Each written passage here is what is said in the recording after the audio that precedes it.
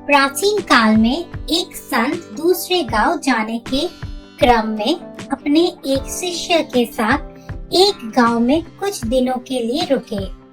गांव के लोग संत के पास अपनी समस्याएं लेकर पहुंचने लगे।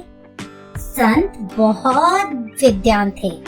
वे अपनी बुद्धि से सभी परेशानियों को दूर करने रास्ता बता देते थे। कुछ ही दिनों में संत की प्रसिद्धि पूरे क्षेत्र में फैल गई। संत रोज प्रवचन भी देते थे। उनके उपदेश सुनने के लिए गांव में दूर दूर से लोग आने लगे।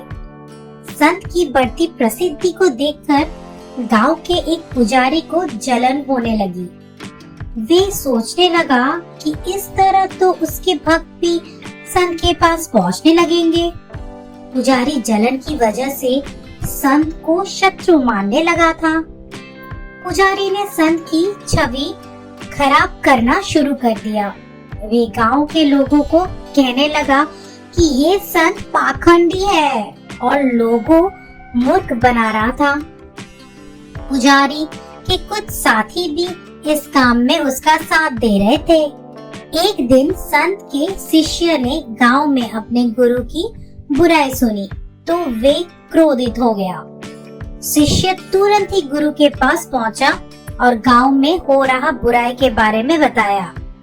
संत ने शिष्य की बातें सुनी और कहा कि हमें इन बातों पर ध्यान नहीं देना चाहिए। अगर हम उस पंडित से वाद विवाद करेंगे तो भी ये बातें चलती रहेगी। जिस तरह हाथी पर कुत्ते भौंकते हैं, लेकिन हाथी अपनी मस्त चाल में चलते रहता है, ठीक उसी तरह हमें भी ऐसी बुराइयों पर ध्यान नहीं देना चाहिए। अपने काम में मन लगाना चाहिए।